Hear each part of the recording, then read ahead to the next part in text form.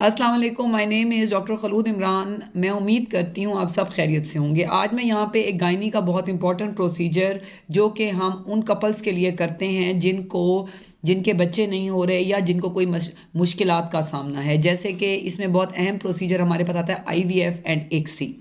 ये क्या हैं और जो है इसके होने से कोई तकलीफ़ तो नहीं होती और इसके कामयाबी का रेट क्या है? ये हमसे एक बहुत ही इंपॉर्टेंट क्वेश्चन जो हमसे कॉमनली जो है ऑप्स ओपीडी में या गायनी ओपीडी में पूछा जाता है, तो मैं आज यहाँ पे आपको इन सवालों का जवाब दूँगी। सबसे पहले आपको पता होना चाहिए आईवीएफ या ICSI क्या है?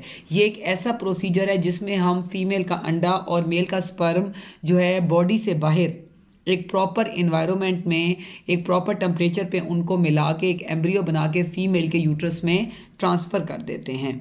क्योंकि जो है बाज़ औक़ात मेल का स्पर्म जो है वो इतना जो है वो मतलब मोटाइल नहीं होता या फीमेल का जो है वो ट्यूब्स ब्लॉक हैं या कोई और ऐसा इश्यू है जिसकी वजह से वो कंसीव नहीं कर पा रही है, तो हम उनको कलेक्ट करके जो एम्ब्रियो बनता है, याद रखें उसकी जेनेटिक टेस्टिंग करते हैं पहले। हम उसको कन्फर्म करते हैं कि ये उसी मेल और फीमेल का है, उसके बाद हम फीमेल के एम्ब्रियो में रख देते हैं ताकि उनकी फैमिली कंप्लीट हो जाए।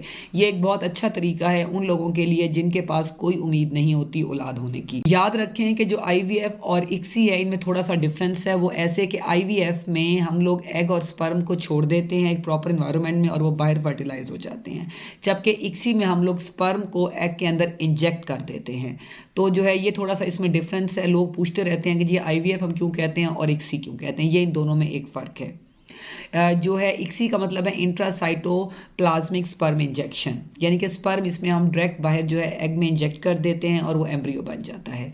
अब उसके बाद हम लोग क्या करते हैं कि हम फीमेल को एनेस्थीसिया देते हैं, थोड़ी सी बेहोशी देते हैं। ये बिल्कुल पेनफुल प्रोसीजर नहीं है और उसमें जो है फिर हम लोग जो है फीमेल को आफ्टर हार्मोन्स देने के बाद हम वहाँ से उसका एग कलेक्ट कर लेते हैं और उसके बाद हम उसको एक प्रॉपर एनवायरनमेंट में स्पर्म से मिला के फीमेल की बॉडी में इंजेक्ट कर देते हैं।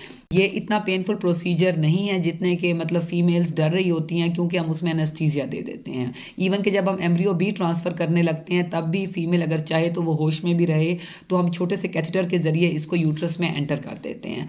लेकिन अगर फीमेल बहुत ज़्यादा डर रही हो तो फिर हम जो है वो हल्का सा उसको एनेस्थीसिया या बेहोशी की दवाई भी दे देते हैं ताकि वो सुकून में रहे। अच्छा जी, अब उसके बाद हमसे जो एक और बहुत अहम सवाल होता है कि जी ICSI के लिए कौन-कौन से टेस्ट होते हैं और इसका सक्सेस रेट कौन-सा है। अब उसमें मेल का सबसे पहले हम स्पर्म एनालिसिस का टेस्ट करते हैं, सीमन एनालिसिस का टेस्ट करते हैं। उसमें हम स्पर्म क्वालिटी देखते हैं कि आया जो स्पर्म है वो फीमेल के एग को फर्टिलाइज़ कर भी सकेगा कि नहीं। अगर वहाँ पे कोई प्रॉब्लम चल रही है और वो मेडिसिन से ठीक नहीं हो सकती, बहुत कम है स्पर्म काउंट, तो फिर हम उनको कहते हैं कि जी आप test tube baby ICSI IVF करवा लें। और अगर इसी तरह अगर फीमेल है, अगर उसमें एक बहुत ही जो एक 100% रीज़न हमारे पास अगर हम लेप्रोस्कोपी पे देखें कि ट्यूब्स ब्लॉक हैं, जब ट्यूब्स ही ब्लॉक होंगी तो एग जो है वो एग के पास जो है वो स्पर्म नहीं पहुंच सकेगा ब्लॉकेज की वजह से। तो ऑटोमेटिकली हमें एग कलेक्ट करके उनको बाहर मिलाना पड़ता है और फिर फीमेल की बॉडी में रखना पड़ता है। लेकिन उसमें सबसे पहले हम फीमेल को जो है लेप्रोस्कोपी के अलावा जो है पहले हम सिंपल टेस्ट करते हैं जिसमें हमारे पास हार्मोनल टेस्ट आते हैं, सिंपल बेस लाइन्स हैं, CBC है, ब्लड ग्रुप है, हेपेटाइटिस BC है, यूरिन RE है और सबसे इम्पोर्टेंट शुगर है। उसके अलावा जो है हम फीमेल का स्कैन करते हैं और देखते हैं उसमें कोई इन्फेक्शन तो नहीं है, क्योंकि अगर इन्फेक्शन हो तो फिर हम ये प्रोसीजर नहीं कर सकते।